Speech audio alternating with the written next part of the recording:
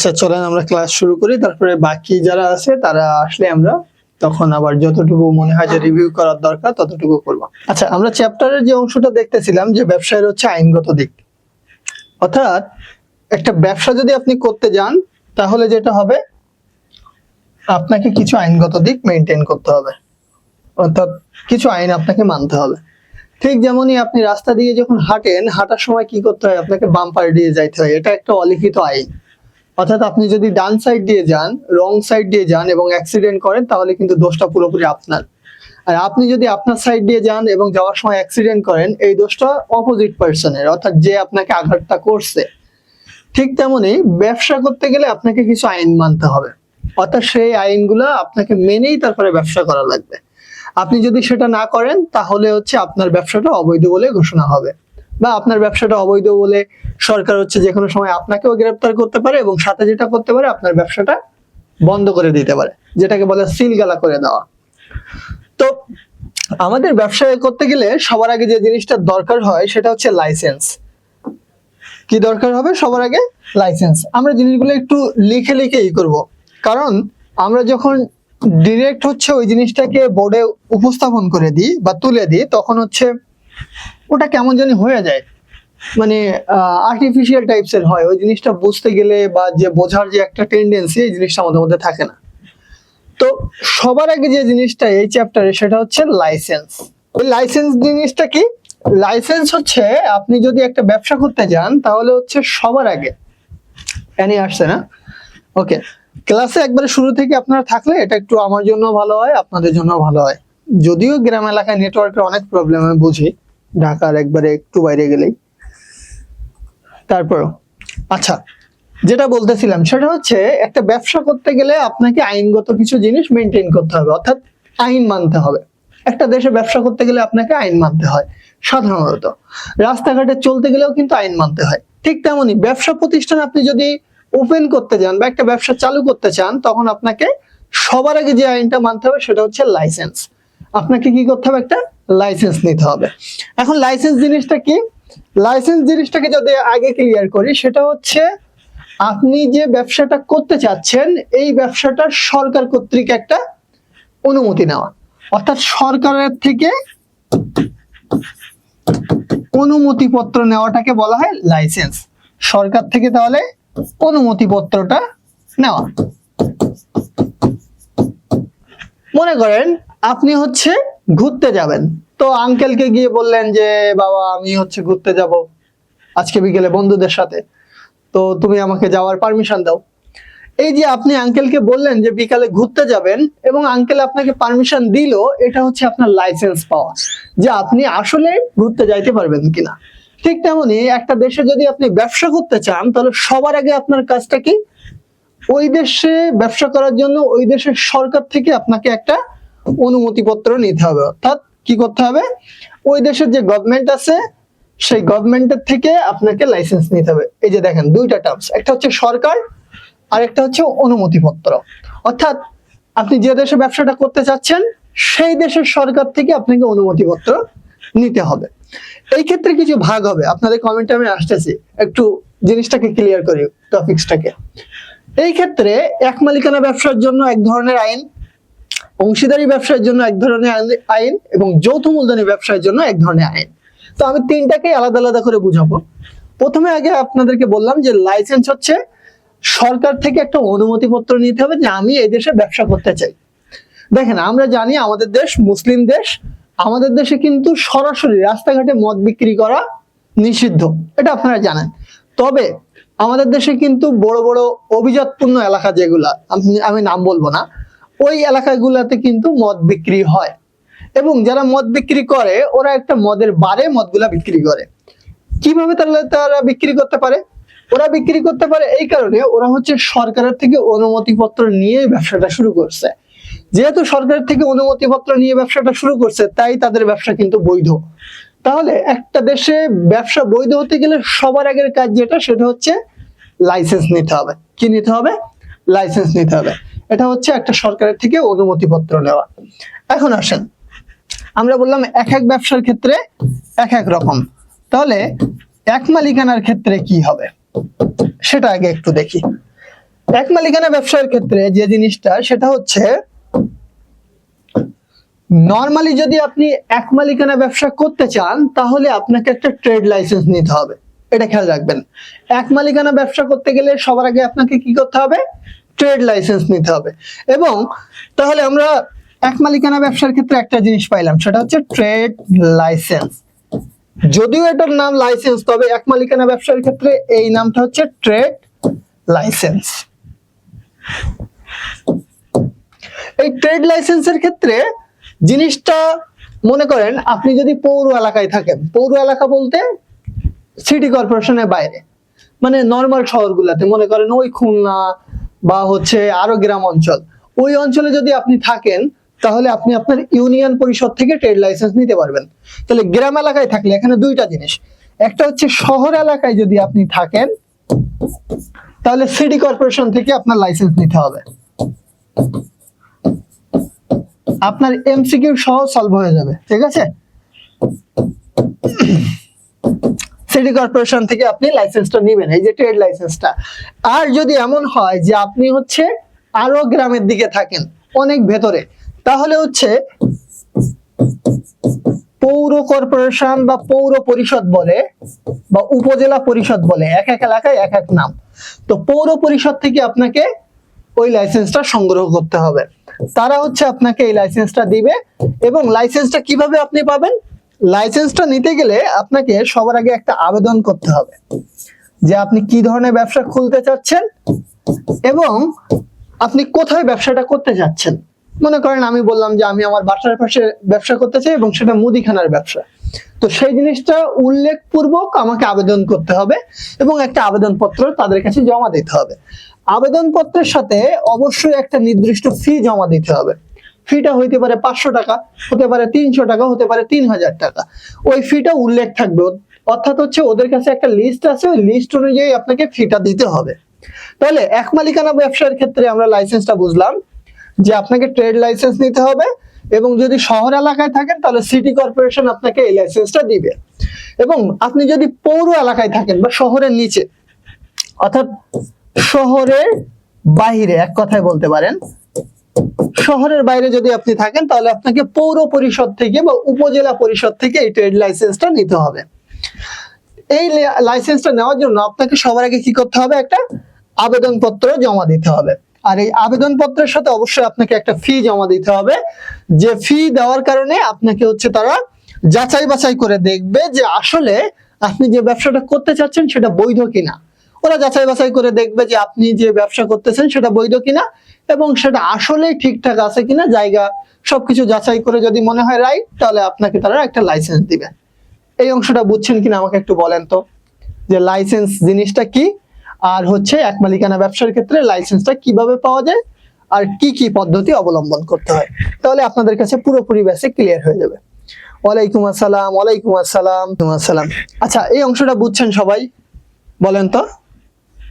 এক মালিকানা, দেখেন আবার একটু বলি, আপনারা অনেকে লেট করে আসছেন। লাইসেন্স অর্থ হচ্ছে সরকার থেকে অনুমতিপত্র নেওয়া, আর এক মালিকানা ব্যবসার ক্ষেত্রে আপনি যদি ব্যবসা করতে চান তাহলে আপনাকে নিতে হবে ট্রেড লাইসেন্স। আর যেহেতু আপনি যদি শহর এলাকায় ব্যবসা করতে চান তাহলে আপনাকে কি করতে হবে? সিটি কর্পোরেশন থেকে লাইসেন্সটা সংগ্রহ করতে হবে। আর যদি শহরের বাইরে থাকেন তাহলে পৌর পরিষদ বা উপজেলা পরিষদ থেকে আপনি এটা সংগ্রহ করতে পারবেন। সংগ্রহ করার নিয়মটা কি? আবেদনপত্র জমা দিবেন একটা, আপনি কি কি ব্যবসা করতে চান, কোথায় করতে চান, এবং সাথে একটা ফি জমা দিবেন। জমা দিলে তারা যাচাই বাছাই করে যদি মনে হয় আপনি যোগ্য তাহলে আপনাকে তারা দিয়ে দিবে লাইসেন্স, নালে দিবে না। একটা এক্সট্রা তথ্য আছে, সেই তথ্যটা আমি একটু এইখানটাতে দিই। হ্যাঁ, এক মালিকানার ক্ষেত্রে একটা এক্সট্রা তথ্য আছে, তথ্যটা একটু মনে রাখবেন। এক্সট্রা তথ্যটা হচ্ছে আপনি যদি ঔষধের ব্যবসা দিতে চান, মানে ফার্মেসি, এক কথায় আপনি যদি ফার্মেসি দিতে চান তাহলে আপনাকে আবার ড্রাগ লাইসেন্স নিতে হবে। ওটাও কিন্তু এক মালিকানা ব্যবসা, তবে আপনার কিন্তু তখন ট্রেড লাইসেন্সের সাথে সাথে আবার ড্রাগ লাইসেন্সটাও থাকতে হবে, কারণ ঔষধ কিন্তু ড্রাগ। আপনারা জানেন কিনা জানি না, ক্লাসে এটা বলাও ঠিক হবে কিনা আমি বুঝতেছি না। ঔষধ যদি কেউ বেশি পরিমাণে খায় সে কিন্তু মাতাল হয়ে যায়, না হলে সে ডেড হয়ে যাবে। এই যে জিনিস, একটা বাজে ইফেক্ট থাকে ঔষধের, এই কারণে এটাকে বলা হয় ভয়ঙ্কর। সো ওটা যেহেতু ভয়ঙ্কর, ওই জিনিস আপনি চাইলে ইচ্ছা মতো বিক্রি করতে পারেন না, তাই ওটার জন্য আপনার আবার ড্রাগ লাইসেন্স দরকার হবে, এবং এই ড্রাগ লাইসেন্সটা কে দিবে? ঔষধ কর্তৃপক্ষ।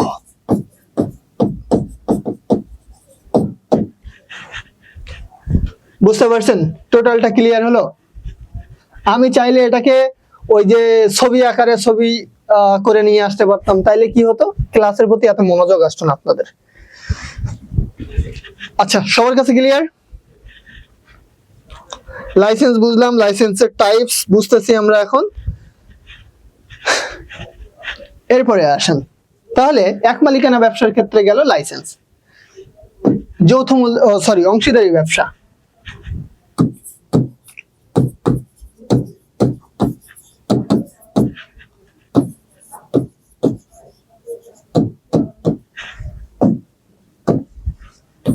অংশীদারি ব্যবসার ক্ষেত্রে নিবন্ধন করা বাধ্যতামূলক না, বা এর লাইসেন্স নেওয়া কিনা? লাইসেন্স নেওয়া বাধ্যতামূলক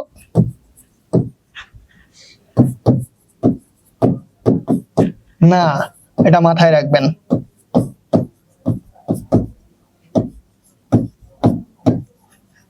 তবে যারা লাইসেন্স নিবে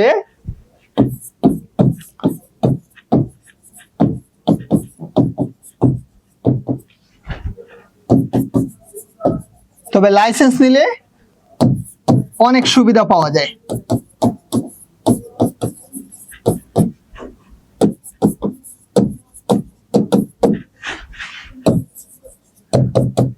কি পাওয়া যায়?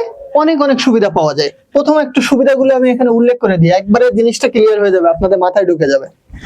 দেখেন, লাইসেন্স নিলে সুবিধা হচ্ছে সে আরেকজনের বিরুদ্ধে মামলা করতে পারবে।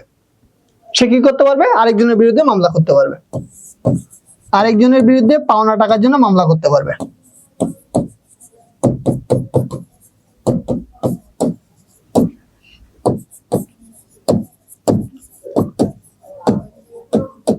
পাওনা টাকার জন্য মামলা করতে পারবে। আমার ক্লাসের হ্যান্ডনেটটুকুই যদি আপনারা জাস্ট খাতায় লিখে রাখেন বা এইটুকুই পড়েন, আমার কাছে মনে হয় যে ওই চ্যাপ্টার নিয়ে আপনার মাথা ব্যথা কখনোই থাকবে না। আমি গর্ব করে বলতেছি না, বা একবারে ক্লিয়ারলি আপনাদেরকে বলতেছি, এটা আমি আমার এক্সপিরিয়েন্স থেকে বলতেছি। এই নোটটুকু রাখলেই আপনার ওই চ্যাপ্টারের পুরো আইডিয়াটা মাথায় থাকবে এবং খুব সুন্দর করে লিখতে পারবেন। অর্থাৎ এখানে আমি যেটা বললাম যে লাইসেন্স নেওয়াটা বাধ্যতামূলক না, তবে যদি আপনি লাইসেন্স নেন তাহলে কিছু সুবিধা পাবেন। ফার্স্ট সুবিধা যেটা, সেটা হচ্ছে আরেকজনের বিরুদ্ধে আপনি পাওনা টাকার জন্য মামলা করতে পারবেন। এখানে একটু ভুল হয়েছে, করতে পারবেন। তবে আপনারটা যদি নিবন্ধন করা না থাকে তাহলে কিন্তু আপনি চাইলে আরেকজনের বিরুদ্ধে মামলা করতে পারবেন না। মনে করেন যদি লাইসেন্স না থাকে তার মানে হচ্ছে আপনি অবৈধ। আপনি কি? অবৈধ। আপনাদেরকে আমি আগেও একবার বলছি, আপনার মনে করেন নিজের জন্ম নিবন্ধন নাই, এনআইডি নাই, সরি টু সে, আপনারা এগুলো আবার একটু কেউ গায়ের দিকে নিয়ে না, আমি জাস্ট বোঝানোর জন্য বলতেছি। আমাদের দেশে কিছু কিছু সময় দেখবেন জারজ শব্দটা ইউজ করে, যে তোর বাপকে আমি তো জানি না, মানে এই টাইপের টার্মস ইউজ করে। এখন মনে করেন আমার ক্ষেত্রে বা আপনাদের কারো ক্ষেত্রে, আমাদের কারো জন্ম নিবন্ধনও নাই, এনআইডি কার্ডও নাই, তার মানে আমরা বাংলাদেশের নাগরিকই না। এখন ঝগড়া হয়েছে, ঝগড়ার সময় পুলিশ আসছে, আরেকজনের যার সাথে আমি ঝগড়া করছি তার জন্ম নিবন্ধনও আছে, এনআইডিও আছে। পুলিশ এসে কি করবে জানেন? আমার এনআইডি নাই, জন্ম নিবন্ধন নাই, আমারে আগেই বলবে তুই তো দেশের কেউই না, ধরে নিয়ে হাজতে নিয়ে যাবে। কারণটা কি? রিজনটা হচ্ছে আমাকে আগে বৈধ হতে হবে, তারপরেই হচ্ছে আমি কোনো লিগ্যাল অ্যাকশনে যাইতে পারবো বা কোনো সরকারি সহায়তা পাবো, তার এক পর্যন্ত না।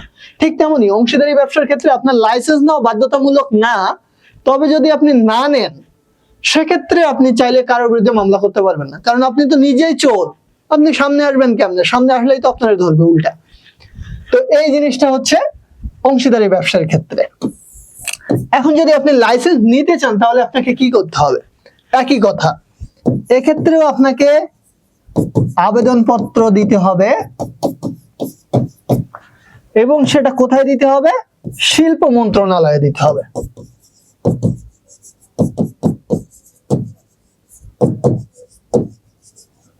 শিল্প মন্ত্রণালয়ে আবেদনপত্র দিতে হবে, সাথে একটা ফি আপনাকে জমা দিতে হবে। এইটা যখন আপনি করবেন, তারা যাচাই বাছাই করে দেখবে আপনি আসলে যোগ্য কিনা, আপনার প্রতিষ্ঠান তথ্য সঠিক দিল কিনা। সবকিছু যাচাই বাছাই করে তাদের কাছে পজিটিভ মনে হলে তারা হচ্ছে আপনাকে লাইসেন্সটা দিয়ে দিবে। এইটুকু মনে রাখবেন।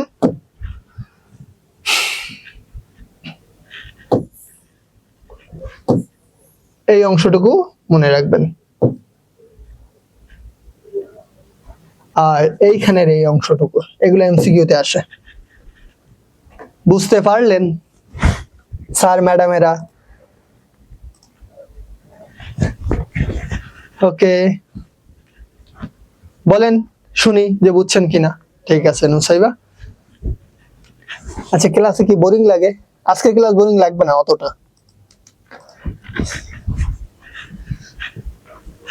ওকে, অংশীদারি ব্যবসার ক্ষেত্রে লাইসেন্সের বিষয়টা গেল। যৌথ মূলধনী আসেন এবং আমাদের লাস্ট, তারপরে আমরা আবার ট্রেডমার্কসে যাব।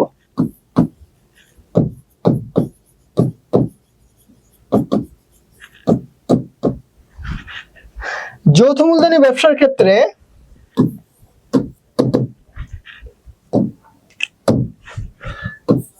লাইসেন্স নেওয়া বাধ্যতামূলক।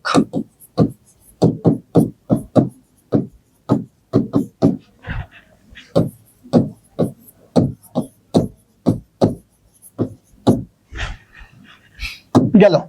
এর লাইসেন্স নিতে গেলে কি করতে হবে? যৌথ মূলধনী ব্যবসার যদি আপনি লাইসেন্স নিতে চান, আপনার সবার আগে দুইটা দলিল তৈরি করতে হবে।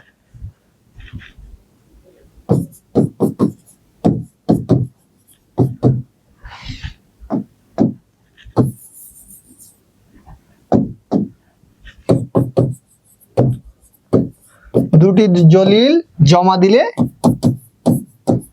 যাচাই পূর্বক লাইসেন্স দিবে।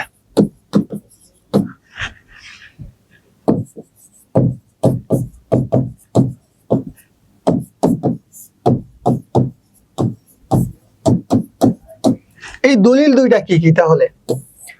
একটা হচ্ছে স্মারকলিপি,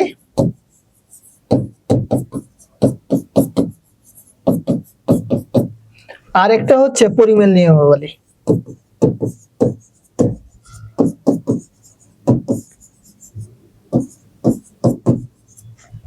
এই দুইটা দলিল যদি তৈরি না করেন, তাহলে আপনাকে কোনোভাবে যৌথ মূলধনী ব্যবসায় লাইসেন্স দিবে না। আপনার লাইসেন্স পাইতে গেলে এই দুইটা দলিল জমা দিতে হবে, সাথে আবেদনপত্র, সাথে ফি, তিনটা জিনিস জমা দেওয়া লাগবে। দুইটা দলিল একসাথে থাকলো, আবেদনপত্র হবে একটা, এবং ফি জমা দিতে হবে।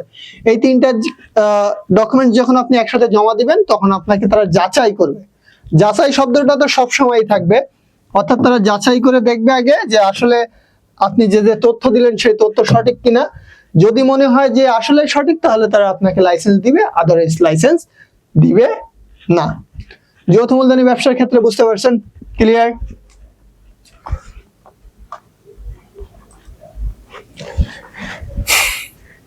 বলেন বলেন লাভবাহিক, বুঝছেন কিনা? শুনেন, লাইসেন্স করার অর্থ হচ্ছে, মনে করেন বিয়ে একটা আর প্রেম আর একটা।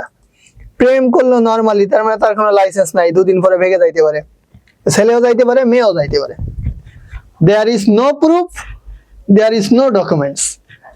বাট বিয়ে হইলে এত সহজ না, হ্যাঁ, তো সেখানে যাওয়ার সুযোগ নাই। তো বিয়ের ক্ষেত্রে যেমন কাবিননামা থাকে, ওটা একটা লাইসেন্স, ঠিক তেমনি প্রত্যেকটা ব্যবসা করতে গেলে একটা লাইসেন্সের দরকার হয়। এটা হচ্ছে ডকুমেন্টস। আর আমরা তো বাঙালি, বাঙালি ভাই ডকুমেন্টস ছাড়া কোনো কিছুতে বিশ্বাস করে না। আজকে তার সাথে ভালো সম্পর্ক আছে, তার মানে খুব ভালো, দেখবেন একবারে গলায় গলায় ভাব। যেই দুদিন পরে সম্পর্ক না থাকবে, ডিরেক্ট বলে দিবে কোথায় কিসের কি, আমি তো চিনি না। মানে এদেশে এগুলো খুবই সম্ভব।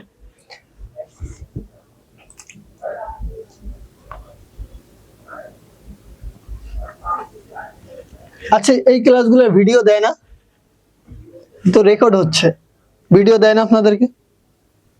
না ওয়েবসাইটে আপলোড করে না?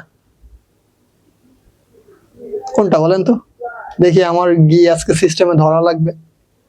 আপনারা পান না কেন? আপনারা না পাইলে তো সমস্যা। আচ্ছা, আমি দেখব নাকি। এই পর্যন্ত হচ্ছে তাহলে আমাদের গেল লাইসেন্স। লাইসেন্সের পুরো অংশটা আমরা দেখলাম। এই হচ্ছে লাইসেন্স। লাইসেন্সের এই পর্যন্তই হচ্ছে লাইসেন্সের নোট। ওকে, এরপরে আসেন, লাইসেন্সের পরে হচ্ছে ট্রেডমার্ক। বাহ, ও যাবে না। আচ্ছা, না যায়, না যায়, ভালো, ওখানে থাকুক।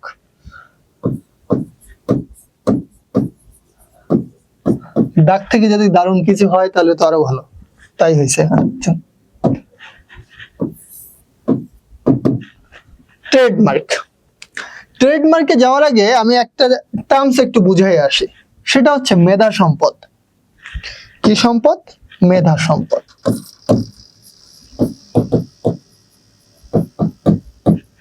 এই জায়গায় দেখেন, মেধা একটা শব্দ, সম্পদ আর একটা শব্দ।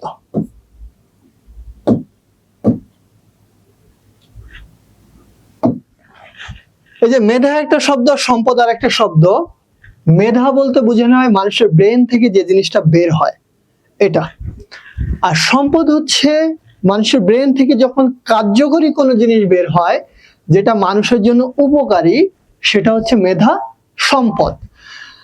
এই যে জিনিসটা, অর্থাৎ আমরা বুঝলাম মেধা সম্পদ জিনিসটা হচ্ছে মানুষের ব্রেন থেকে বের হওয়া কোনো তথ্য বা কোনো যন্ত্রপাতি হতে পারে, যে যন্ত্রপাতি মানুষের কল্যাণে সহায়ক। এই মেধা সম্পদের মধ্যে আছে ট্রেডমার্ক। মেধা সম্পদের একটা অংশ হচ্ছে ট্রেডমার্ক। কারণ হচ্ছে মেধা সম্পদ, মনে করেন আমার ব্রেন থেকে হচ্ছে বের হইছে একটা কবিতা,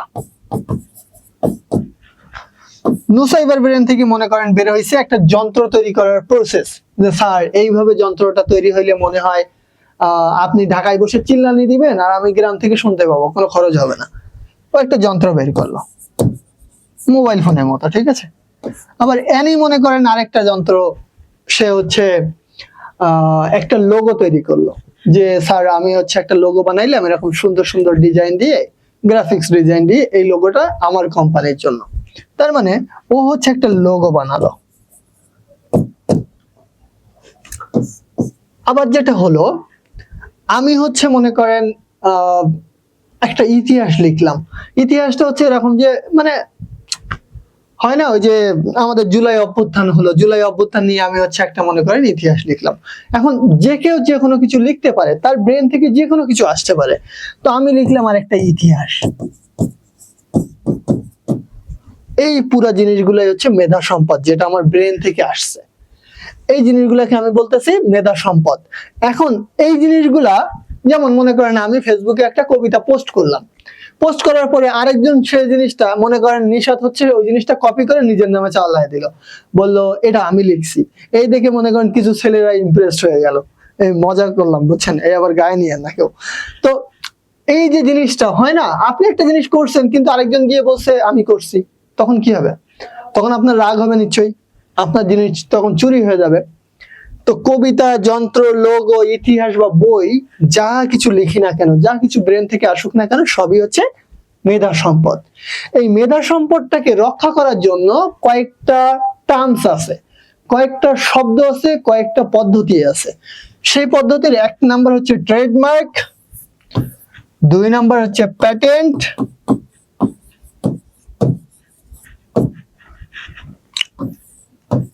3 নাম্বার হচ্ছে, আমাদের ট্রেডমার্ক দিয়ে দিয়েছি আমরা, কপিরাইট। এই 3টা জিনিস হচ্ছে ট্রেডমার্ক, প্যাটেন্ট, কপিরাইট। এই 3টা জিনিস হচ্ছে মেধা সম্পদকে রক্ষা করার জন্য কাজ করে। অর্থাৎ এই মেধা সম্পদকে কি করে? এরা রক্ষা করে। যেমন আমি একটা কবিতা লিখলাম, কেউ ওটা নিজের নামে চালায় দিতে পারবে না। এক কথায় কেউ ওটা চালায় দিতে পারবে না, কেউ বলতে পারবে না এটা আমার লেখা। তখন কি হবে? আমি তার বিরুদ্ধে মামলা করতে পারবো। এটা হচ্ছে এই ট্রেডমার্ক, প্যাটেন্ট, কপিরাইট আমাকে সেই অধিকারটুকু দিবে। যদি আমি একটা কবিতা লিখে আমি সেটার কপিরাইট করলাম যে এটা আমার নামে, তার মানে যতদিন পর্যন্ত আমি বেঁচে থাকবো বা কপিরাইট আমার কাছে থাকবে, ততদিন পর্যন্ত ওইটা যদি অন্য কেউ ব্যবহার করে আমি চাইলে তার বিরুদ্ধে মামলা করতে পারবো। প্যাটেন্টের ক্ষেত্রেও সেম, ট্রেডমার্কের ক্ষেত্রেও সেম, কিন্তু বেসিক কিছু ডিফারেন্স আছে এই তিনটার ক্ষেত্রে। আচ্ছা, আমি রাহি এটা নিয়ে কথা বলবো। ওকে, ঠিক আছে। আচ্ছা, এই অংশটুকু পর্যন্ত বুঝতে পারছেন আপনারা? ওকে, বুঝছেন? আমি একটু আবার কবিতা লেখালেখি করি, আমার আবার ইতিহাস লেখার অভ্যাস আছে। আর সব থেকে বাজে এক্সপিরিয়েন্স কি জানেন? আপনারা কোন দলকে করেন আমি জানি না, হতে পারে না বাসার ব্যাকগ্রাউন্ড অনেক পলিটিক্স থাকে। আমি আসলে কোনো পলিটিক্স কখনোই সাপোর্ট করি না, কারণ আমার কাছে কি মনে হয় জানেন, পার্সোনাল এক্সপিরিয়েন্স বলতেছি। আমি মনে করেন আজকে একটা দলের, তো কালকে কি হবে জানেন, আমার দল যতই খারাপ কিছু করুক না কেন আমি বলবো না করে নেই, আরে বাদ দাও, এটা এইভাবে মানে পজিটিভলি আমি শো করব। বাট আমি যখন জেনারেল পাবলিক হব তখন কিন্তু জিনিসটা আমার কাছে মনে হবে যে না, এটাও ঠিক করে নেই, এটা ওর এইভাবে করা উচিত ছিল। তার মানে আমার কাছে মনে হয় একজন ব্যক্তি তখনই নিরপেক্ষভাবে কথা বলতে পারে যখন সে কোনো পলিটিক্সের আন্ডারে থাকে না। তো আমি কখনোই ছিলাম না, ভার্সিটিতে পড়াশোনা করছি সবকিছু মিলায়ে। তবে আমি লেখালেখি করি আমার এইচএসসি শুরু থেকে, মানে সেই সময় থেকে আমি লেখালেখি করি, কবিতা লেখা থেকে ইতিহাস লেখা। মানে প্রথম প্রথম তো খুব একটা ভালো হতো না, তবে লেখাগুলো আস্তে আস্তে স্ট্রিক্ট হয়। এবং যখন আমি ভার্সিটিতে আসি সেকেন্ড ইয়ারে, তখন আমি সরাসরি মানে লেখা শুরু করি। এবং আমার ওই লেখার ভেতরে স্বৈরাচার সংক্রান্ত কিছু তথ্য ছিল। তবে সত্যি বলতেছি, আমি আপনাদের সামনে এখনো ট্রুলি বলতেছি, আমি কথাটা শেখ হাসিনাকে বলিনি। তো যেহেতু তারা এটা করতো, সেটা তাদের গায়ে লেগে গেছে। মানে আমার লাইনটা এমন ছিল যে কষ্ট, ক্ষুদ্র ক্ষুদ্র কিছু কষ্ট মানুষের ভেতরে জমা থাকে এবং ওই দীর্ঘ নিঃশ্বাস হিসাবে আকাশে ওঠে, এবং একটা সময় সেই দীর্ঘ নিঃশ্বাসের কারণে মানুষের ক্ষতি হয়। এই যে তথ্যটা, এই লাইনটা তাদের কাছে মনে হয়েছিল যে তাদেরকে কেন্দ্র করে বলা হয়েছে, বুঝতে পারছেন? তো সে সময় যখন এই লাইনটা লেখা হয়, এবং আমার একটা পেজ ছিল, হ্যাঁ, তো এই পেজে যখন লেখা হয় এটা পোস্ট যায়, আর আমার এই পেজটা চালাতে হচ্ছে আমার ছোট ভাই, ও হচ্ছে অ্যাডমিন ছিল। তো তারপরে আমাকে হলে ডেকে নেওয়া হয়, এবং আমাকে এটার জন্য, আপনারা আবরার ফাহাদের নাম শুনছেন না, ব্যাড লাক বলবো না গুড লাক বলবো আমি জানি না, তার মতো মারের শিকার এক পর্যন্ত আমিও হই। তবে জিনিসটা হচ্ছে সে মৃত্যুবরণ করে, আমি হয়তো বেঁচে গেছি। সো ডিফারেন্সটা এই জায়গাটাতে ছিল। আমাকে ওই যে আপনারা মেয়েরা ছোটবেলায় দড়ি খেলা খেলছেন কিনা আমি জানি না, আপনাদের জেনারেশন, আমি আসলে অনেকটা মানে বেখেয়ালি হয়ে যায়। তো ওই যে দড়ি দিয়ে আমাকে পিটানো হয়েছিল, রড দিয়ে, হকি স্টিক দিয়ে। কেন ওই লাইনটুকু লিখলাম, জাস্ট একটা সেন্টেন্স কেন দিলাম? তো এই যে শব্দটা, এই জিনিসগুলো যখন আপনি, এখন ওই জিনিসগুলো আমার কাছে কি মনে হয় জানেন, আমার অ্যাসেট। সো এই জিনিসগুলোকে আপনি লিখছেন, আপনার ব্রেন থেকে আসছে, ওইটা যখন আরেকজন কপি করে নিজের নামে চালায় দিবে, তখন আপনার মেজাজ এত লেভেলে খারাপ হবে, মনে হবে খুন করে দিই, তাও কেন আমার লেখা লিখলো। এই জিনিসটাকে রক্ষা করার জন্যই এই পদ্ধতিগুলো চালু হয়েছে। ওকে,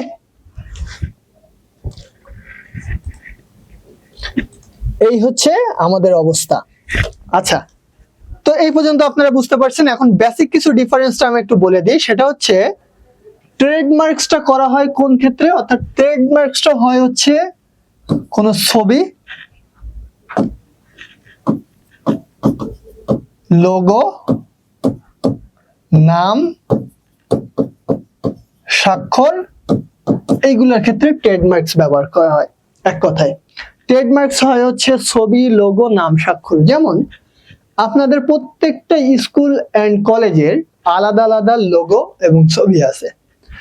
নুসাইবার সাথে অ্যানির মিলবে না, অ্যানির সাথে নিশাতেরটা মিলবে না। দেখবেন প্রত্যেকটা কলেজের আলাদা আলাদা লোগো আছে। এই লোগোগুলো আলাদা আলাদা ট্রেডমার্কস করা। ট্রেডমার্কসের ক্ষেত্রে আমি আলাদা করে আবার ব্যাখ্যায় যাব। সেটা হচ্ছে যেমন বাটার নাম, যেমন বাটার লোগো কিন্তু আলাদা, এফএক্স এর লোগো কিন্তু আলাদা, স্কোয়ারের লোগো কিন্তু আলাদা, আবার হচ্ছে মনে করেন বেক্সিমকো গ্রুপের লোগো কিন্তু আলাদা। প্রত্যেকটা প্রতিষ্ঠানের লোগো আলাদা আলাদা। কেউ কারোর লোগো চুরি করে নিজের মতো করে বানাইতে পারবে না। এই যে অধিকারটা দেয় সেটা হচ্ছে ট্রেডমার্ক আইন, অর্থাৎ সেটা হচ্ছে ট্রেডমার্কস এর মাধ্যমে। এবার আসেন বেসিক একটা ঝামেলা বাঁধায় প্যাটেন্ট আর কপিরাইট। প্যাটেন্ট হচ্ছে কোন যন্ত্রপাতি যদি আপনি বানান বা সেটার কোনো পদ্ধতি যদি আপনার কাছে থাকে, মনে করেন একটা যন্ত্রপাতি আপনি বানাইছেন, অথবা একটা যন্ত্রপাতি বানানোর জন্য যে পদ্ধতি লাগবে, প্রসেস, একটা একটা ধাপ, সেই ধাপটা আপনার কাছে আছে, ওই ধাপটা সুরক্ষা দিবে প্যাটেন্ট আইন এক কথায়। অর্থাৎ আপনার ওই জিনিসটা অন্য কেউ চুরি করতে পারবে না। কপিরাইট হচ্ছে শুধুমাত্র লেখালেখি নিয়ে, যেমন বই, কবিতা, এইগুলা, এই জিনিসগুলোর ক্ষেত্রে কপিরাইট হচ্ছে আপনাকে অধিকার দেবে যে এই বইটা অন্য কেউ কপি করতে পারবে না, এই কবিতাটা অন্য কেউ নিজের নামে চালায় দিতে পারবে না। বুঝতে পারছেন বেসিক ডিফারেন্সটা? ক্লিয়ার হয়েছেন এই জায়গায়? তারপর আমি আলাদা করে আবার বলবো। বোরিং লাগতেছে, আর একজন তো মেসেজ একবারে লম্বা চওড়া করে লিখে ফেলে। ওকে, এখন ট্রেডমার্কসটা একটু বুঝাই।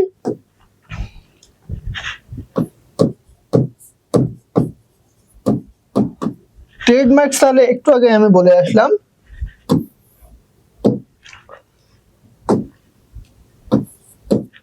কি ক্ষেত্রে হবে? ছবি, নাম, লোগো, স্বাক্ষর, এইগুলা যাতে কেউ কপি না করতে পারে সেটার জন্য সাধারণত এই ট্রেডমার্কস আইনটা আছে। তবে এর ক্ষেত্রে কিছু নিয়ম আছে।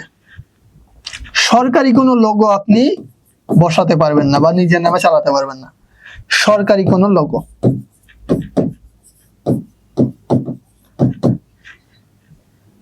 সাধারণ মানুষ ব্যবহার করতে পারবে না। যেমন গণভবনের লোগো বা আমাদের জাতীয় সংসদের লোগো, এটা চাইলে আপনি আপনার দোকানের পাশে লাগাইতে পারবেন না যে এটা গণভবন, এটা সংসদ ভবনের প্রতিষ্ঠান, আপনি লাগাইতে পারবেন না।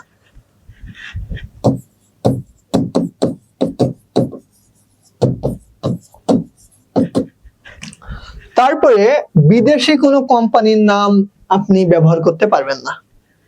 বা আরেকটা ইম্পর্টেন্ট জিনিস, সেটা হচ্ছে অন্য প্রতিষ্ঠানের লোগোর কাছাকাছি লোগো ব্যবহার করতে পারবেন না। এটা খুব বাজেভাবে রেস্ট্রিক্টেড। এটা যদি আপনি করেন তাহলে আপনার নামে প্রায় 1.5 কোটি টাকার মামলা হবে। যদিও এদেশে আইনের কোনো কিছু নাই, বলে লাভ নেই। খাও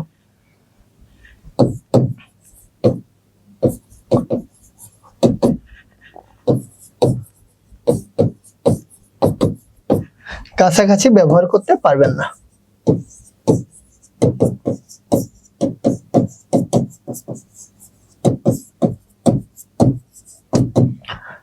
এবার একটা গল্প বলি। আমার এক ফ্রেন্ড জুতা কিনতে গেছে, বুঝছেন, বাটা থেকে জুতা কিনবে, বাটায় গেছে, গিয়ে বাটায় দেখে জুতার দাম হচ্ছে 1200 টাকা না 750 টাকা এরকম। ও নর্মাল জুতা নিতে গেছে। এখন ওকে আরেকজন ওর সাথে যে ছিল সে ওকে বুদ্ধি দিছে যে চল, ও বাইরে থেকে ও বাটার জুতা পাওয়া যায়। খুব ভালো কথা, ও বাইরে থেকে বাটার জুতা কিনে নিয়ে আসছে এবং সেটা কিনে নিয়ে আসছে 400 টাকা দিয়ে, বুঝছেন। 400 টাকা দিয়ে যখন জুতাটা কিনে নিয়ে আসছে, বাসায় আসার পরে আমি বাসায় গিয়ে দেখি যে, আমি বললাম যে কত নিচে জুতা, বলে 400 টাকা। আমি বলছি কোথা থেকে নিলি? বলে বাটা থেকে। বাহ, খুব ভালো কথা, বাটা থেকে 400 টাকার জুতা দেওয়া শুরু হলো কবে থেকে? পরে যে জিনিসটা খেয়াল করলাম সেটা হচ্ছে বাটার দেখবেন লোগো থাকে এরকম, তাই না? বাটারটা থাকে কিন্তু ঠিক এরকম বাটা, হ্যাঁ। এরপরে আরেকটা আছে, নর্মাল দোকানগুলোতে গেলে দেখবেন এরকম, এর শুধুমাত্র মাঝখানের দাগটা নাই, বাটা হয়ে গেছে বালা। এখন ওই জায়গায় অন্ধকারের ভেতরে হোক আর যার ভেতরে হোক, খুব এক্সাইটমেন্টে ওর খেয়াল করে নেয় যে এটা বাটা না বালা। তো যেহেতু এটা বালা, তাই এই জুতাটাও খুব দ্রুত 400 টাকায় কিনে নিয়ে আসছে। তারা দাম বলছে 1200 টাকা, ও বলছে 400 টাকা, 400 টাকায় দিয়ে দিছে। এখন এই যে সিস্টেমটা বাংলাদেশে আছে, বাংলাদেশে এটা প্রচুর হয়, যদিও আইনে কিন্তু লেখা আছে এটা করা যাবে না। এই যে একটা কোম্পানির লোগো বাটা আপনি এর কাছাকাছি রাখলেন, অর্থাৎ আপনি কাস্টমারকে কনফিউজ করার ট্রাই করলেন আপনি ওই কোম্পানির মতো, অর্থাৎ আপনি কি এর নাম ভাঙাইছেন না? সেই ক্ষেত্রে এই কোম্পানি যদি আপনার বিরুদ্ধে মামলা করে বা কাস্টমার যদি আপনার বিরুদ্ধে মামলা করে, আপনি 1.5 কোটি টাকা পর্যন্ত মামলা খাইতে বাধ্য। সো এটা আইনে নিষিদ্ধ করা আছে। যদিও আমাদের দেশে হরহামেশাই এগুলো হয়, এদেশে কেউ আইন মানে না, এদেশে সবাই শুধু আইন তৈরি করে। ট্রেডমার্কস বুঝতে পারছেন স্যারেরা? সবার কাছে ক্লিয়ার নাকি ডাবল ক্লিয়ার?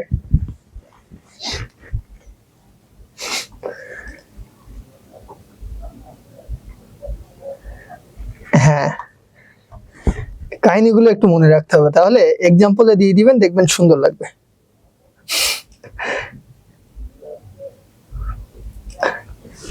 আচ্ছা ঠিক আছে, এবার আসেন কপিরাইট। তার আগে প্যাটেন্টে যাই। একটা গল্প আছে বুঝছেন প্যাটেন্ট নিয়ে।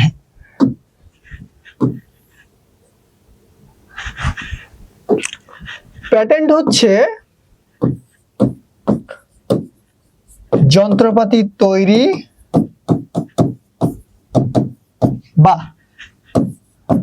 যন্ত্রপাতি তৈরির পদ্ধতি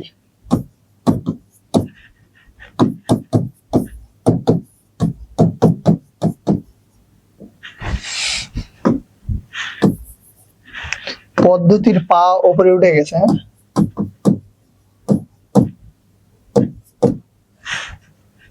যন্ত্রপাতি তৈরি করবে বা যন্ত্রপাতি তৈরির পদ্ধতির নিজের নামে সংরক্ষণ করার আইন।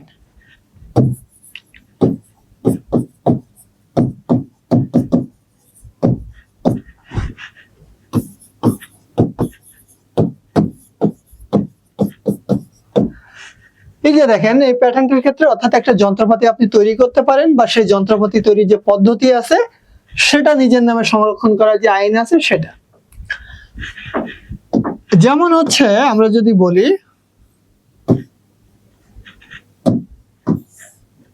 এই দুইটা জায়গা আমরা একটু ক্লিয়ার করি। যেমন মনে করেন আমার কাছে, আমি শুনছিলাম, যদিও শোনা কথা বলতে হয় না, তারপরে বলি, শুনছিলাম যে হচ্ছে মনে করেন নিউটন মনে করেন একটা কি বলে ডকুমেন্টস তৈরি করতেছে, ও মনে করেন একটা মোবাইল ফোন তৈরি করতেছে। মোবাইল ফোন তৈরি করতে গিয়ে প্রত্যেকটা স্টেপস হচ্ছে লিখে রাখতেছে যে প্রথমে হচ্ছে মোবাইল ফোন তৈরি করতে গেলে বাটন লাগবে, বাটনের এই হ্যান্ডেল লাগবে, ও একটা কাগজে লিখে রাখছে। আর ইনান মনে করেন ওদের বাসায় গেছে ঘুরতে, নিউটনের বাসায়, বুঝছেন? নিউটনের বাসায় ঘুরতে গেছে। এখন নিউটনের বউ মনে করেন বাসায় নাই, নিউটন গেছে চা বানাইতে। ইনান দেখে যে টেবিলের উপরে ওই যে মোবাইল ফোন বানানোর একটা ফর্দ লেখা আছে, নিয়ম, ও বাসায় নিয়ে আসছে চুরি করে, এনে ও নিজে নিজে একটা মোবাইল ফোন বানাই দিছে, বানাই বলছে এটা আমি বানাইছি। এখন ইনানের বিরুদ্ধে মামলা হবে এই প্যাটেন্টের আইনে। তাহলে জিনিসটা হচ্ছে আপনি একটা যন্ত্রপাতি বানাইলেন, তবে সেই যন্ত্রপাতির যে বানানোর পদ্ধতি বা প্রসেস সেটা আরেকজন নিজের নামে চালাই দিল। এইটা হরহামেশাই বাংলাদেশে হয়। যেমন আপনি মনে করেন একটা মাইক্রোফোন বানাইলেন, সেটা ইউনিক হইতে পারে আপনার মতো, আপনি বানালেন। এখন আপনার কাছে টাকা পয়সা নাই, এই প্যাটেন্ট করতে গেলে তো কিছু টাকার দরকার হয়, টাকা নাই। আরেকজন আপনার বন্ধু এসে আপনি তার কাছে শেয়ার করছিলেন যে এভাবে এভাবে বানাইছি, সে বাসায় গিয়ে ঠিক জিনিসটা নিজের মতো করে বানায় নিজের নামে চালায় দিল, বললো এই জিনিসটা আমি তৈরি করছি। এখন তখন আপনি কি করবেন? তখন কিন্তু আপনার করার কিছু নাই। আপনার যদি প্যাটেন্ট করা থাকতো তাহলেই শুধুমাত্র আপনি ওই জিনিসটার অধিকার রাখতে পারতেন, আদারওয়াইজ ওই জিনিসের অধিকার রাখা সম্ভব না। এইটা হচ্ছে প্যাটেন্টের কাজ। আমাদের দেশে একটা সময়, আমাদের দেশে তো এখনই দেখা যায় যে প্রচুর পরিমাণে চাইনিজ প্রোডাক্ট আসে। দেখবেন চায়নার হেডফোন, হ্যান ত্যান সব বাংলাদেশে ঘুরে, মানে ইচ্ছে মতো ঘুরতে থাকে, ব্যাটারি থেকে শুরু করে সবকিছু। আমার মনে হয় শুধু বাংলাদেশের মানুষগুলো চায়না না, সব প্রোডাক্টই চায়না। এই যে জিনিসটা, আপনার কি মনে হয় আসলে প্রোডাক্টগুলো চায়না থেকে আসে? না, এই প্রোডাক্টগুলো আসে গুলিস্তান থেকে। গুলিস্তানের ভেতরে ঢুকে পুলিশ একটা রেড মারবে, দেখবেন সব প্রোডাক্ট ওইখানে পাওয়া যায়। আপনাদের মেয়েদের পারফিউম যেটা 5,000 টাকা, সেটা ওইখানে বানায়। মানে সবকিছু ওইখানে বানায়, নাম লিখে দেয় made in China, made in India. এই যে জিনিসটা, একটা যন্ত্রপাতি আরেকজন তৈরি করতেছে, আপনি নিজে তৈরি করে নিজের নামে চালায় দিচ্ছেন। এই জিনিসটা যখন আইনের ব্যত্যয় হয় তখন সেটা প্যাটেন্টের অধিকারে। সহজ সলিউশনে আসি। মনে করেন আমি একটা মোবাইল ফোন তৈরি করছি, আমার কাজ হচ্ছে মোবাইল ফোনটা তৈরি করার পরে আমি হচ্ছে বাংলাদেশের শিল্প কর্পোরেশনে যাব বা শিল্প মন্ত্রণালয়ে যাব, গিয়ে বলবো দেখেন স্যার, আমি একটা মোবাইল ফোন তৈরি করছি, মোবাইল ফোন তৈরি করার পদ্ধতি এটা এটা। আমি তো জানি, যেহেতু আমি তৈরি করছি, পদ্ধতিগুলো লিখে দিব, বর্ণনা করে লিখে আমি একটা আবেদন করব যে এটা যাচাই বাছাই করে দেখবে। তারা যাচাই করে দেখবে, হ্যাঁ আমি একটা ফোন তৈরি করছি, তাহলে এটা ফোনের মালিক আমি, যতদিন আমি বেঁচে থাকবো ওই জিনিসের অধিকার শুধু আমার। হ্যাঁ 1000 কপি তৈরি হবে, কিন্তু সেটার পিছে নাম লেখা থাকবে মেড বাই পাগলা শাইনুর। হ্যাঁ, যেরকম নিউটন রে বলে পাগলা নিউটন, তাই বললাম, আমি নিজের নাম বললাম, আপনাদেরটা বললাম না, বললে আপনারা রাগ করবেন। ঠিক আছে, তাহলে প্যাটেন্টের ক্ষেত্রে আবেদনের সময় কি করতে হবে, এই জিনিসটা গুরুত্বপূর্ণ। আবেদনের সময় যন্ত্র তৈরির পুরো পদ্ধতি ব্যাখ্যা করতে হবে।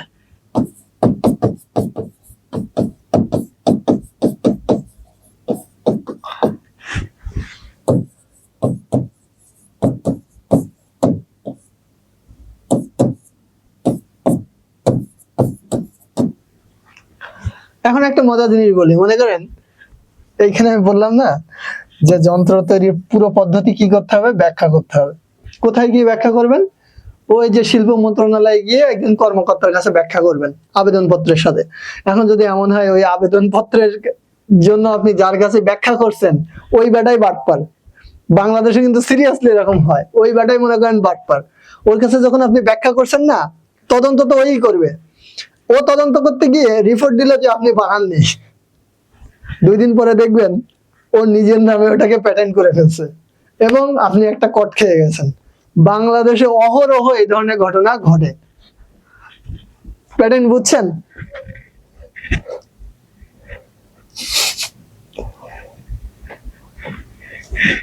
না না, আপনাদের কাউরে মামলা খাওয়াবো না।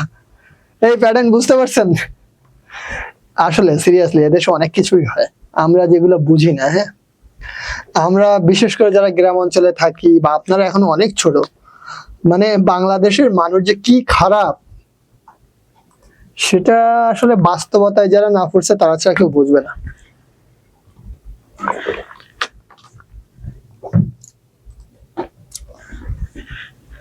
জাস্ট সতর্কতার জন্য বলি,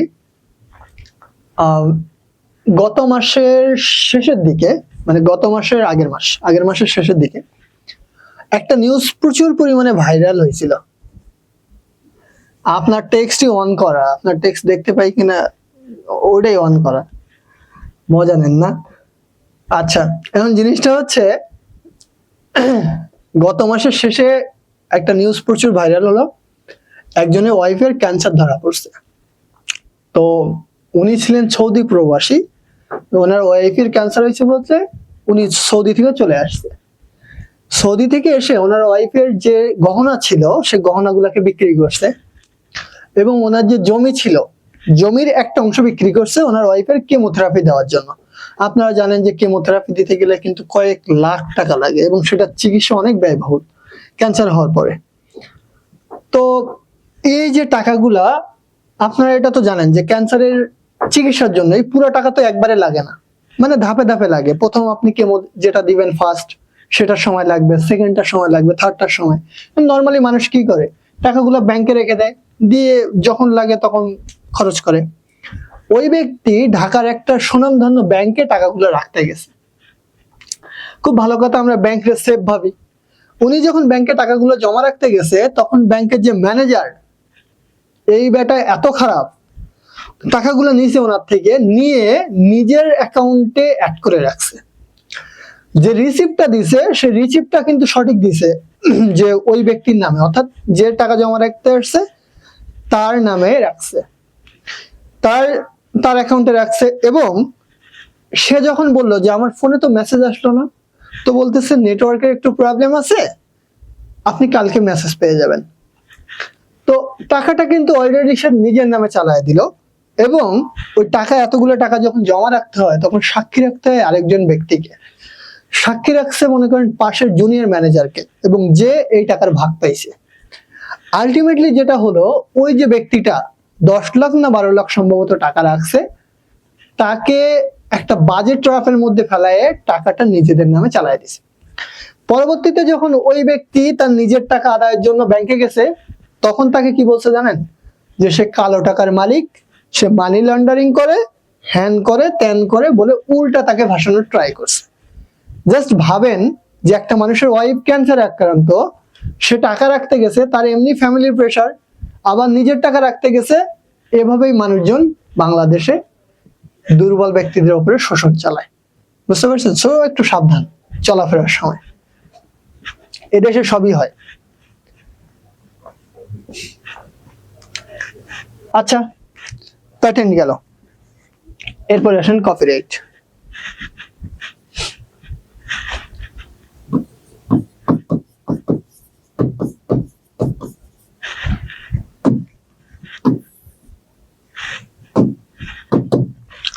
কপিরাইট কোন ক্ষেত্রে হয়? কপিরাইট হচ্ছে লেখালেখি,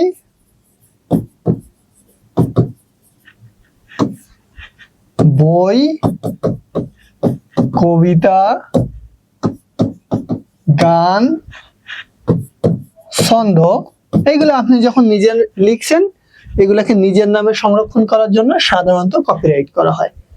কপিরাইটটা হচ্ছে প্রথমে 7 বছরের জন্য হয়, পরবর্তীতে যদি আপনি আবেদন করেন সেটা 10 বছরের জন্য নবায়ন করা হয়। এটা হচ্ছে কপিরাইট। কপিরাইট হচ্ছে খুবই সিম্পল, লেখালেখি, বই, কবিতা, গান, ছন্দ, এইগুলো হচ্ছে যে আপনার জিনিস, সেটা আপনি প্রুভ করার জন্য নিজের নামে একটা আইন করে ফেলবেন, সেটা হচ্ছে হবে কপিরাইট। বুঝতে পারছেন স্যার ম্যাডামেরা?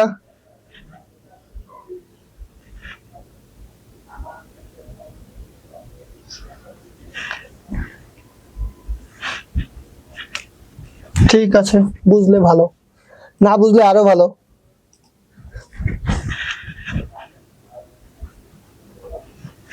এবার আসেন ফ্র্যাঞ্চাইজিং বিজনেস, এটা একটু ভালো মতো বুঝবেন।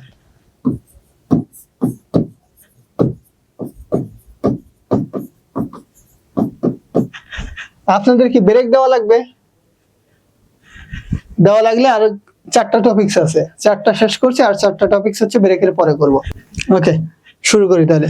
ফ্র্যাঞ্চাইজিং ব্যবসাটা হচ্ছে, সহজ করে যদি বলি, সেটা হচ্ছে বাইরের দেশে একটা বড় কোম্পানি যার সুনাম ব্যবহার করে আপনি তারই পণ্য বিক্রি করবেন। মনে করেন আমাদের দেশে কেএফসি আছে, তবে কেএফসি কিন্তু আমাদের দেশের পণ্য বা হচ্ছে আমাদের দেশের কোম্পানি না। কেএফসি হচ্ছে ইউএস এর বা আমেরিকার একটা কোম্পানি। ওরা হচ্ছে আমাদের দেশের একটা কোম্পানিকে অনুমতি দিছে যে হ্যাঁ ঠিক আছে ভাই, আপনি বাংলাদেশে আমার নামে ব্রাঞ্চ খুলে আপনারা আমার প্রোডাক্ট বিক্রি করতে পারবেন। অর্থাৎ সে অনুমতি দিয়েছে বাংলাদেশের একটা কোম্পানিকে। বাংলাদেশের যে কোম্পানিকে অনুমতি দিয়েছে তার নাম হচ্ছে বাংলাদেশ ট্রান্সকম, বাংলাদেশ ট্রান্সকম লিমিটেড। তো এই যে বাংলাদেশ ট্রান্সকম লিমিটেড, এরা কিন্তু হচ্ছে আপনার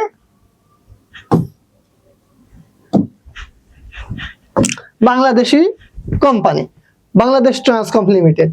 আর কেএফসি হচ্ছে ইউএস এর কোম্পানি। তো কেএফসি এই বাংলাদেশ ট্রান্সকমকে পারমিশন দিছে যে ভাই, আপনাকে আমি পারমিশন দিলাম এতটুকু, যে হচ্ছে আপনি বাংলাদেশে আমার প্রোডাক্ট বিক্রি করতে পারবেন। কি করতে পারবেন? বাংলাদেশে আপনি আমার প্রোডাক্ট বিক্রি করতে পারবেন। খুব ভালো কথা যে বাংলাদেশে আপনার প্রোডাক্ট আমি বিক্রি করতে পারলাম। কেএফসির প্রোডাক্ট বিক্রি করতে পারবে এবং কেএফসির সুনাম ব্যবহার করতে পারবে। অর্থাৎ বড় কোম্পানির সুনাম ব্যবহার করা যায় এবং বড় কোম্পানির পণ্য বিক্রি করা যায়। কেএফসির ক্ষেত্রে কি হলো? তাহলে এখানে ফ্র্যাঞ্চাইজার আর ফ্র্যাঞ্চাইজি দুইটা টার্মস আছে। অর্থাৎ ফ্র্যাঞ্চাইজিং ব্যবসায় দুইটা টার্মস, একটা হচ্ছে ফ্র্যাঞ্চাইজার আর একটা হচ্ছে ফ্র্যাঞ্চাইজি। এই ফ্র্যাঞ্চাইজার হচ্ছে সেই কোম্পানি যে কোম্পানি তার সুনাম ব্যবহারের অনুমতি দেয়। অর্থাৎ কেএফসি হচ্ছে তার সুনাম ব্যবহারের অনুমতি দিয়েছে, তার মানে সে হচ্ছে ফ্রাঞ্চাইজার। আর বাংলাদেশ ট্রান্সকম কোম্পানি হচ্ছে তার থেকে অনুমতি নিয়েছে, সে হচ্ছে ফ্রাঞ্চাইজি। এইটুকু অংশ বুঝতে পারছেন স্যারেরা? ফ্র্যাঞ্চাইজিং ব্যবসাটা ক্লিয়ার?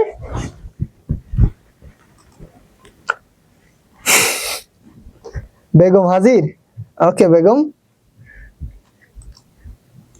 বলেন, বুঝছেন নাকি? ঠিক আছে। এখন এই ফ্র্যাঞ্চাইজিং ব্যবসা করতে গেলে একটা চুক্তি হয়, এটা ইম্পর্টেন্ট।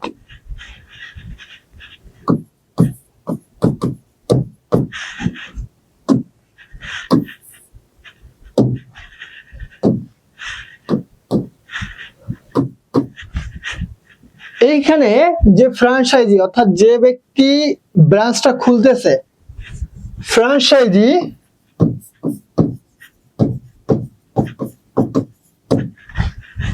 ফ্র্যাঞ্চাইজারের সব কথা শুনতে বাধ্য থাকবে। ফ্র্যাঞ্চাইজার বা মূল কোম্পানির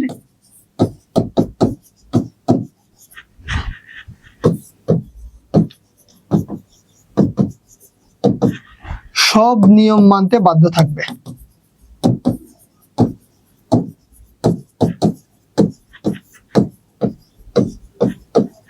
এটা একটা কথা গেল। 2 নম্বর যে জিনিসটা সেটা হচ্ছে ফ্র্যাঞ্চাইজি শুধুমাত্র ওই ফ্র্যাঞ্চাইজারের পণ্যই বিক্রি করতে পারবে, অন্য কোনো কোম্পানির পণ্য সে চাইলেও বিক্রি করতে পারবে না। শুধুমাত্র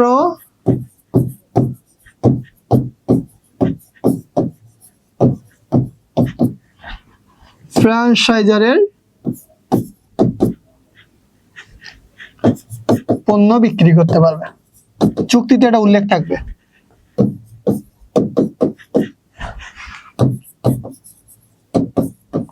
গেল।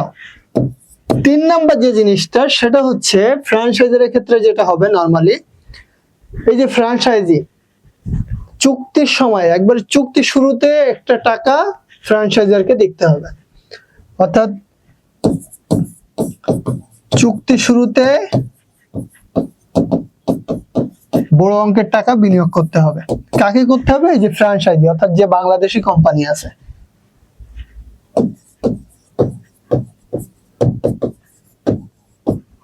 টাকা কি করতে হবে? বিনিয়োগ করতে হবে।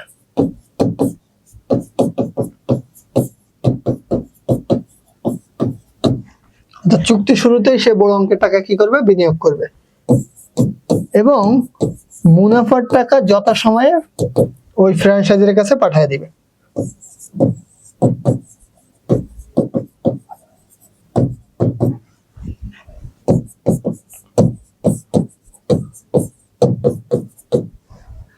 এই 4টা জিনিসটাকে অবশ্যই মেনটেন করতে হবে।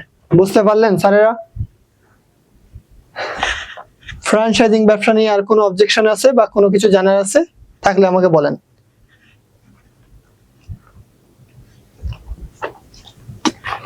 রাহি, নিশাত, নোসাইবা, আনি, ইনান,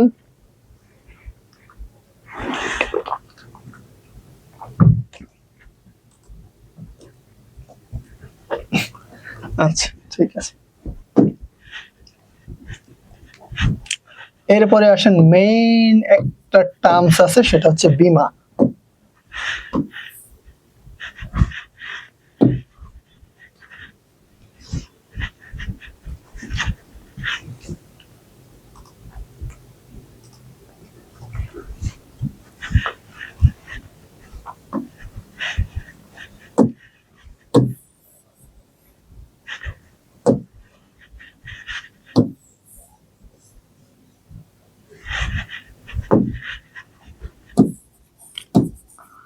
বীমাকারী, নিচে লিখে দিলাম, এটা হচ্ছে বীমা প্রতিষ্ঠান, মাথায় রেখেন। বীমাকারীটাকে বীমা প্রতিষ্ঠান। এরপরে আসেন বীমা গ্রহীতা। এই 2টা শব্দ প্রচুর আসবে।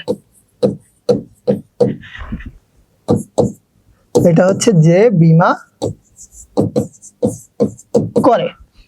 এখন কেন মানুষ বীমা করে সেটা বলি। মনে করেন আমার একটা বিল্ডিং আছে, বিল্ডিংটায় যদি আগুন লাগে এবং পুড়ে যায়, তার মানে হচ্ছে আমার পুরো বিল্ডিংটার মূল্য আমি ধরে নিলাম 5 কোটি টাকা, কম ধরলাম। তো আমার বিল্ডিংটা হচ্ছে আগুন লেগে যদি পুড়ে যায়, তাহলে লসটা কি? পুরোটা আমার না? পুরোটাই তো আমার। তার মানে কি, বিল্ডিং ধসে যাক, পুড়ে যাক, যাই হোক, পুরোটা আমার। ঠিক তেমনই আমার একটা প্রাইভেট কার আছে, মনে করেন প্রাইভেট কারটা রাস্তায় যাওয়ার সময় অ্যাক্সিডেন্ট করলো এবং পুরোপুরি নষ্ট হয়ে গেল। তার মানে ওই প্রাইভেট কারটার মূল্য যদি 1 কোটি টাকা হয়, পুরোপুরি আমার 1 কোটি টাকা ধ্বংস হয়ে গেল। আমি যদি বীমা করি তাহলে সেক্ষেত্রে কি হবে? মনে করেন মাসে মাসে বীমা কোম্পানিকে আমি 500 করে টাকা দিলাম বা 200 করে টাকা দিলাম আমার প্রাইভেট কারের জন্য, এবং আমার প্রাইভেট কার যদি অ্যাক্সিডেন্ট করে, তাহলে আমার প্রাইভেট কারের যতটুকু খরচ হবে, মনে করেন প্রাইভেট কার ভালো আছে, যতটা খরচ হবে, মনে করেন 5 লাখ টাকা খরচ হলো, ওই 5 লাখ টাকা বীমা কোম্পানি দিয়ে দিবে আমাকে। আবার যদি এমন হয় আমার পুরা প্রাইভেট কারটাই নষ্ট হয়ে গেল, তাহলে তারা আমাকে নতুন প্রাইভেট কার কিনে দিতে বাধ্য থাকবে। অর্থাৎ কি হলো, আমি যে তাকে মাসে মাসে 200 করে টাকা দিলাম, এই জন্য ও পুরোপুরি ঝুঁকিটাও নিজের ঘাড়ে নিয়ে ফেলছে। অর্থাৎ আমার গাড়ি যদি নষ্ট হয়, আমার বিল্ডিং যদি নষ্ট হয়, তাহলে পুরো দায়ভার এখন ওই বীমা কোম্পানির উপরে। সহজ করে এবার বলি, তাহলে হচ্ছে এই যে বীমা গ্রহীতা, অর্থাৎ আমরা হচ্ছে এই বীমাকারীর কাছে ঝুঁকিটা পাঠিয়ে দিলাম। কি করলাম? ঝুঁকিটা ওর ঘাড়ে দিয়ে দিলাম। কিসের বিনিময়ে ও ঝুঁকি নিল? ও ঝুঁকি নিল, আমি ওকে মাসে মাসে একটা টাকা দিলাম, যে ভাই আপনাকে মাসে মাসে 200 করে টাকা দিলাম, এই জন্য ও ঝুঁকিটা নিল। এই কোম্পানি কেন ঝুঁকিটা নেয়? দেখেন, আমরা ক্লাসে কয়েকজন আছি? আমরা 8 জন মতো আছি। এখন আমাদের 8 জনেরই মনে করেন প্রাইভেট কার আছে, আমরা 8 জনই বীমা করলাম। এখন আমাদের 8 জনের গাড়ি কি অ্যাক্সিডেন্ট হবে? হবে না, হয়তো একজনের গাড়ি অ্যাক্সিডেন্ট হবে। এরকম হাজারে মাত্র 2 জন বা 3 জনের অ্যাক্সিডেন্ট হয়। তার মানে শুধুমাত্র এই 2 বা 3 জনের ক্ষতিপূরণ দিতে হবে। বাকি যতগুলো ব্যক্তির টাকা আছে, এই টাকা যদি আপনার গাড়ির কোনো ক্ষতি না হয়, তাহলে ওই টাকা কিন্তু আর ফেরত পাবেন না। ওইটা কার কাছে যাবে? ওটা বীমা কোম্পানির কাছে চলে যাবে। তাহলে ওদের লাভটা এইখানে, যে কোনো গাড়ির যদি ক্ষতিগ্রস্ত না হয়, তাহলে সেক্ষেত্রে ওই টাকা তো আর তাদেরকে দেওয়া লাগতেছে না। তার মানে ওটাই হচ্ছে ওদের ইনকাম। আর ওরা খুব যাচাই বাছাই করেই নেয় যে হচ্ছে আসলে আপনার গাড়ি অ্যাক্সিডেন্ট হওয়ার চান্স আছে কিনা, আপনার বিল্ডিং এ আগুন লাগার কোনো চান্স আছে কিনা। এখন এই বীমা গ্রহীতাকে সাধারণত কি করা হয়? বীমা গ্রহীতা সাধারণত বীমাকারীকে কি করে থাকে? ঋণ দিয়ে থাকে, তাই তো নাকি? না, প্রিমিয়াম দিয়ে থাকে, একটা টাকা দেয়, মাসে মাসে একটা টাকা দেয়, যে টাকা দেওয়ার কারণে বীমাকারী হচ্ছে ওই ঝুঁকিটা নিতে রাজি থাকে, এবং যে টাকাটা দেয় সেটাকে বলা হয় প্রিমিয়াম, বা এক কথায় বললে বীমা প্রিমিয়াম। বুঝতে পারছেন? এর বিনিময়ে তাহলে বীমাকারী কি দিবে? তার ক্ষতিপূরণ দিয়ে দিবে। ওকে, ক্লিয়ার সবার কাছে এই অংশটা? সার্কেলটা বুঝছেন কিনা?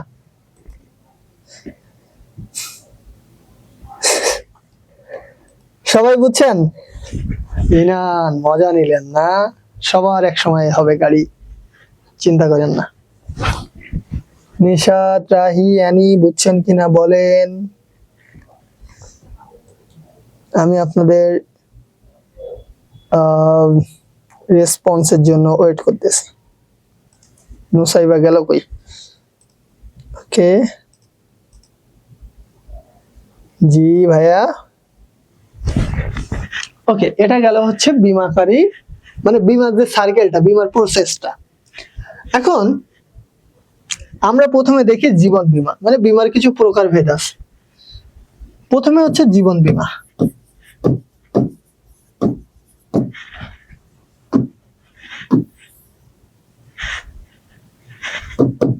এখানে বীমাটা করা হয় জীবনের উপরে।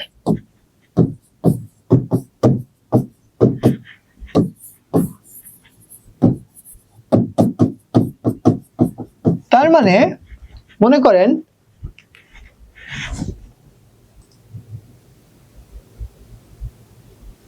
যাক, ভালো হয়েছে। আচ্ছা, জীবন বীমার ক্ষেত্রে মনে করেন, এটা আমি কি বললাম, যে বীমাটা করা হয় জীবনের উপরে, এই শব্দটা। আমার জীবনের উপরে মনে করেন আমি বীমা করলাম এবং এটার একটা নির্দিষ্ট মেয়াদ থাকে। কি থাকে? নির্দিষ্ট মেয়াদ থাকে। যেমন 5 বছর, 6 বছর, 5, 6, 10, 15 এরকম বছর থাকে। একটা বছরের উপরে সাধারণত বীমা করা হয়, জীবন বীমা। অর্থাৎ জীবন বীমাটা হচ্ছে একটা নির্দিষ্ট মেয়াদে থাকে, যেটা 5, 6, 10, 15 বছর।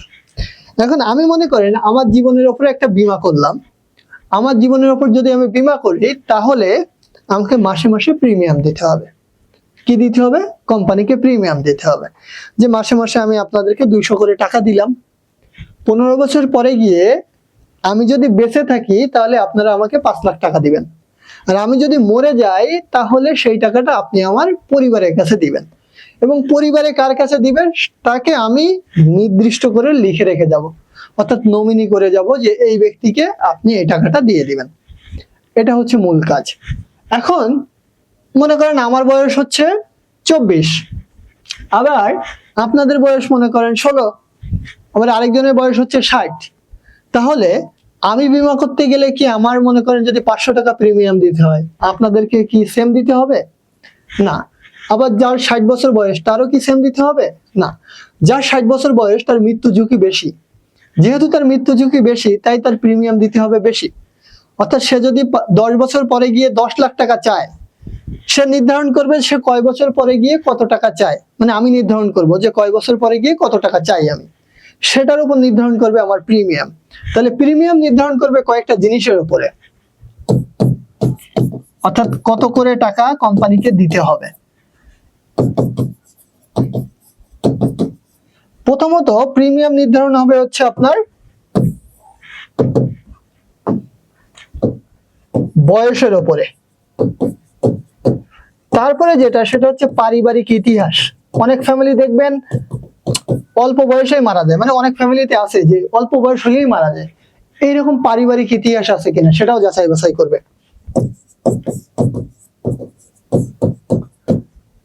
এরপরে দেখবে তার কোনো বদ অভ্যাস আছে কিনা। যেমন একজন হচ্ছে প্রচুর সিগারেট খায়, গাঞ্জা খায়, তো তার ক্ষেত্রে মৃত্যু ঝুঁকিটা কিন্তু অনেক বেশি। বয়স, পারিবারিক ইতিহাস, বদ অভ্যাস আর মেয়াদ। কেউ যদি 5 বছরের জন্য বীমা করে, তাহলে তার প্রিমিয়ামটা বাড়বে। আবার যদি কেউ অনেক দিনের জন্য করে, তার মানে কি ওই টাকার অঙ্কটা আরো কমে যাবে। তাহলে মেয়াদের উপরে নির্ভর করবে। এটা হচ্ছে জীবন বীমা। এবং এই ক্ষেত্রে যদি ব্যক্তি বেঁচে থাকে, তাহলে সেই ব্যক্তি টাকাটা পাবে, অর্থাৎ আমি বেঁচে থাকলে টাকাটা আমি পাবো। আর আমি যদি মারা যাই, তাহলে আমার পরিবারের যাকে আমি নমিনি করে রেখে যাব, সেই টাকাটা পাবে। এটা হচ্ছে সহজ হিসাব। বুঝতে পারছেন জীবন বীমা? ক্লিয়ার স্যারেরা?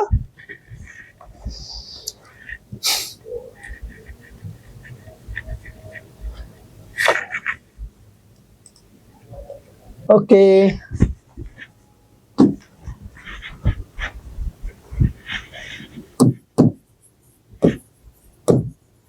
নৌ বীমা।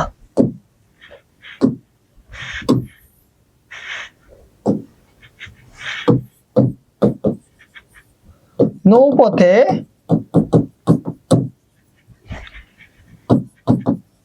পণ্য পরিবহনের সময়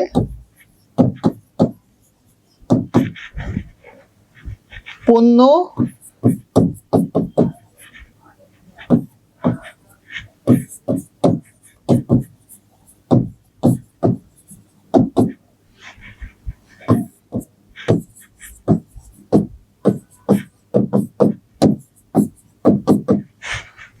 তাহলে নৌ বীমার ক্ষেত্রে আপনার বীমা করা হবে কোথায়?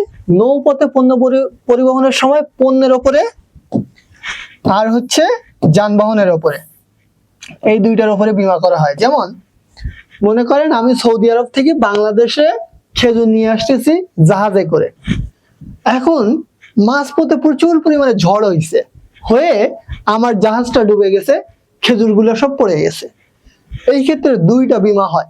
এক হচ্ছে ওই যে খেজুর পণ্য, খেজুরের মালিক কিন্তু আলাদা, আবার যার জাহাজ সে জাহাজ মালিকও আলাদা। তো জাহাজ মালিকের একটা বীমা হয়, এটাও নৌ বীমার মধ্যে পড়ে। অর্থাৎ জাহাজ মালিক যে, সে বীমা করবে যে আমার যদি রাস্তায় যাওয়ার পথে আমার জাহাজটা ডুবে যায়, ফেটে যায়, ভেঙে যায় বা কোনো দুর্ঘটনা ঘটে, তাহলে বীমা কোম্পানি তার জাহাজের যতটুকু অংশ ক্ষতিগ্রস্ত হয়েছে সেটার টাকা দিয়ে দিবে। আর হচ্ছে পণ্য, ওই যে পণ্যটা যে নিয়ে আসতেছে, মনে করেন আমি ইম্পোর্ট করতেছি সৌদি থেকে বাংলাদেশে খেজুর, এখন নিয়ে আসার পথে যদি কোনো খেজুর নষ্ট হয়, পচে যায়, বা হচ্ছে খেজুরগুলা কি হয় দুর্ঘটনার কবলে পড়ে সবগুলা একবারে হচ্ছে নদীতে পড়ে যায়, তাহলে আমি যত টাকার পণ্য নিয়ে আসতেছিলাম এই পণ্যের পুরো ক্ষতিপূরণটা আমাকে দিয়ে দিবে কারা? ওই বীমা কোম্পানি। এর জন্য তাহলে কি হবে, প্রিমিয়ামটা নিশ্চয়ই অনেক বেশি হবে, কারণ আমি এত টাকার পণ্য নিয়ে আসতেছি, এখানে তো অনেক রিস্ক আছে। তার মানে একটা জিনিস খেয়াল রাখবেন, নৌপথে হচ্ছে আপনার প্রিমিয়াম সব থেকে বেশি।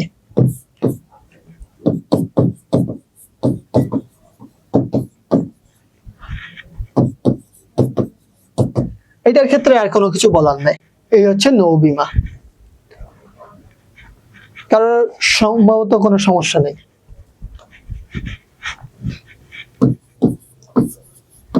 দুর্ঘটনা বীমা,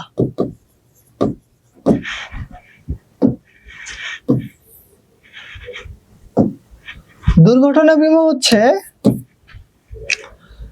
রাস্তায় চলাচলের সময় কেউ যদি দুর্ঘটনায় আক্রান্ত হয় তাহলে সে তো আর কাজ করে খাইতে পারে না, অর্থাৎ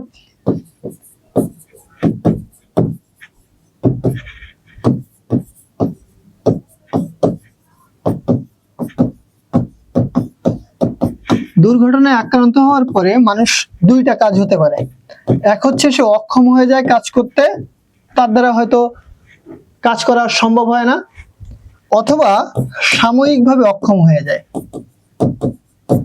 যে 6 মাস বা 8 মাস সে হচ্ছে হসপিটালে ভর্তি থাকে। আরেকটা জিনিস হয়, সে হচ্ছে মৃত্যুবরণ করে। কোনো ব্যক্তির যদি বীমা করা থাকে, সে যদি যাবজ্জীবনের জন্য অক্ষম হয়ে যায় যে কোনো কাজ করতে, হঠাৎ তার মনে করেন রেলে পড়ে 2 পা কেটে গেছে, তার মানে সে সারা জীবন আর কাজ করতে পারবে না। এইরকম দুর্ঘটনা যদি তার ক্ষেত্রে ঘটে তাহলে সারা জীবন ধরে কোম্পানি তার পরিবার চালানোর ব্যয় বহন করবে, অর্থাৎ বীমা কোম্পানি সারা জীবন তার হচ্ছে পরিবার পরিচালনার জন্য খরচ বহন করবে, সারা জীবন ধরে সে বাধ্য। সাময়িকভাবে যদি অক্ষম হয় কোনো ব্যক্তি, যে সে হসপিটালে ভর্তি, তাহলে তার হচ্ছে মেডিকেল যে ফিটা আছে, ওই 6 মাস সে যে হসপিটালে ছিল সেটার মেডিকেল ফিটা দিবে, সাথে 6 মাস তার পরিবার চালানোর জন্য খরচ দিবে।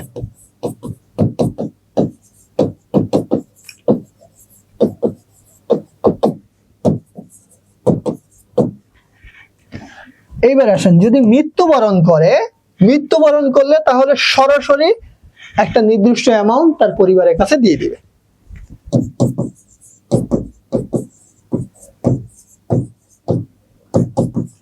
যদিও বাংলাদেশে এসব চালু নেই, এইগুলা বাংলাদেশে হয় না, বাইরের দেশে এগুলা প্রচুর হয়। আপনারা দেখছিলেন কিনা জানি না, বাংলাদেশের একটা জাহাজ হচ্ছে ইসরায়েল আর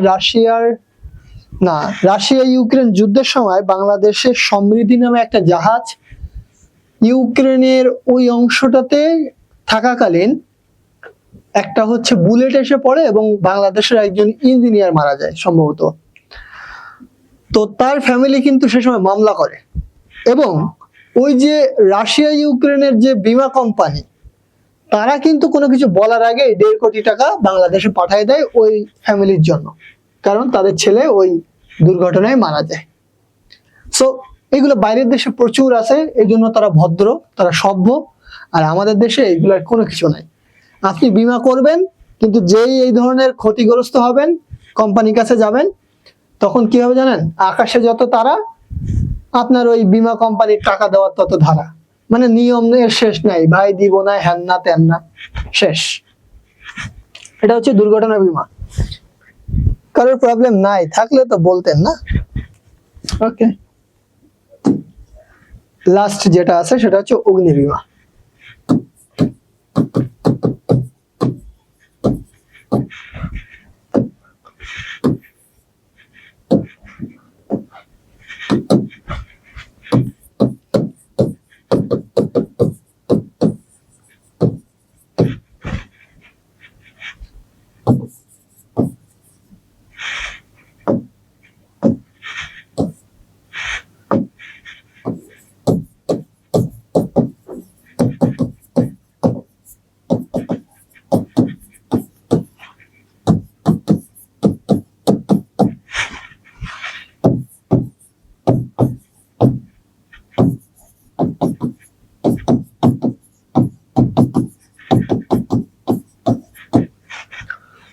অগ্নি বিমার ক্ষেত্রে আপনার যদি অগ্নি বিমা করা থাকে তাহলে অগ্নিকাণ্ডের যতটুকু অংশ ক্ষতিগ্রস্ত হবে পুরো অংশ ক্ষতিপূরণ দিয়ে দিবে কোম্পানি, বাধ্য থাকবে তারা। মনে করেন আপনার একটা গার্মেন্টস আছে, 10 তলা বিল্ডিং এ আগুন লাগছে এবং 10 তলা বিল্ডিং এ পুরা মনে করেন 500 কোটি টাকার পণ্য ছিল, যদি সব জ্বলে যায়, সবগুলো আগুনে পুড়ে যায়, ইভেন কোনো মানুষও মারা যায়, তারও জীবনের একটা হিসাব করা হবে, করে বীমা কোম্পানি আপনার পুরো ক্ষতিপূরণ দিতে বাধ্য থাকবে। যদিও বাংলাদেশে এসব হয় না, বাংলাদেশে এসব আইন নিয়ে ভাববেন না, হ্যাঁ, এদেশে এসব চলে না, এদেশে আমরাই সব। আচ্ছা, এই হচ্ছে আজকে আমাদের টপিক ছিল যে একটা ব্যবসা করতে গেলে কি কি আইন মানতে হবে, কি কি আইনগত সেবার দরকার। বলেন তো সবাই সবকিছু বুঝছেন কিনা? কারো কোনো প্রবলেম আছে? বুঝছেন স্যারেরা? ওকে, ভেরি গুড। নুসাইবা বুঝছেন? ওর নাই অনেকক্ষণ ধরে। রাহি, এনি, ইনান, আচ্ছা। তাহলে আর যদি আপনাদের কারো কোনো কোশ্চেন আছে কোনো বিষয়ে?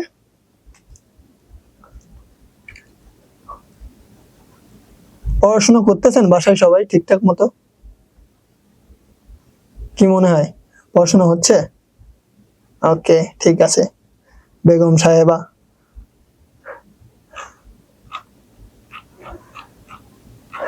বাকিদের কি অবস্থা?